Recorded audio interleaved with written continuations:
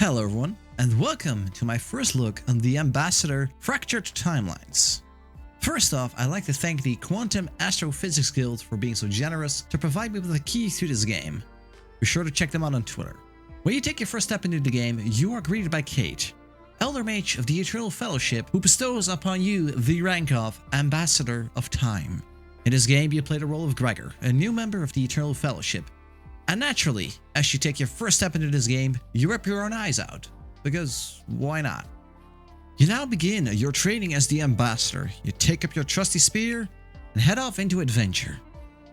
As most games, you start out with a tutorial to help you get a grip on the controls. Fortunately, in the beginning of the game, these are not too many. These mainly consist out of the main weapon, your spear, a magic weapon, the rod, your food button because you do need to heal up after all. And naturally, as an Ambassador of Time, you have the power to, well, control time. And with this, Gregor can stop time in a small radius around him.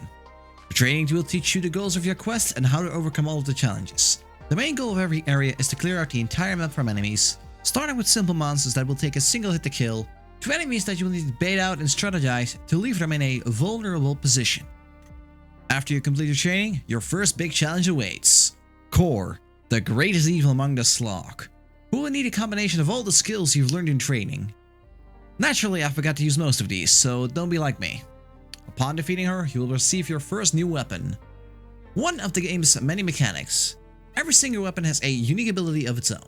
For example, the spear you start with has a smaller hitbox and has a longer range. The sword, for example, you just received will have a bigger hitbox, but less range than the spear.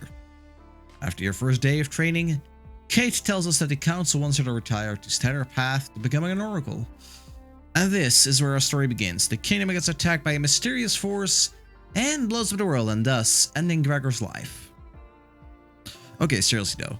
You wake up in front of 3 portals with an extremely wounded Kate who used most of her power to ensure your survival. Here she explains the 3 portals.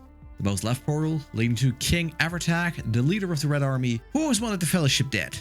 The middle portal leading to the High Priestess of the Druids, who is convinced that the Fellowship's powers will cause the end of the world. And of course, there's the right portal, the remains of Tamaris. Unknown what horrors might await the seemingly and most dangerous realm. Does anyone like us here at all? Naturally, we picked Tamaris because it sounded dangerous, and we like ourselves a good challenge. Upon here, you are greeted by the map of the region, which I think is similar to the Super Mario World map. Because there's like, little things you go here and there, you have to move path by path.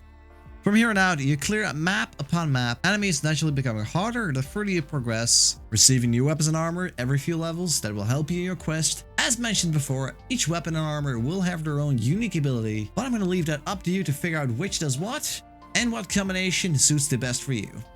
On your quest, you will encounter many different enemies, all kinds of NPCs, and you even get some puzzles that will require your powers of time. However, be sure to use them well, otherwise you might die.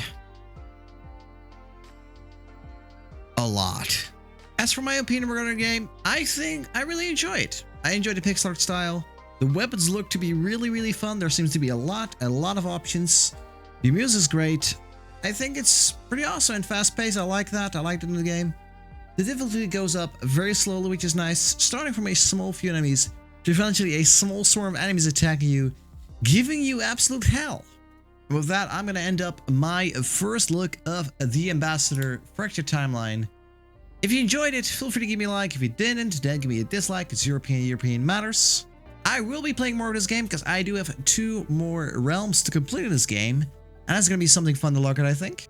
If you'd like to see this, you can look at my Twitch channel. The link is in the description down below. I stream on Monday, Wednesday, Friday at 9 PM Central European Summertime.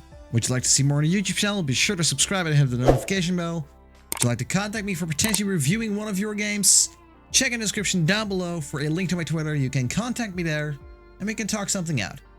With that all said, as always, thank you guys so very much for watching, and I'll see you next time.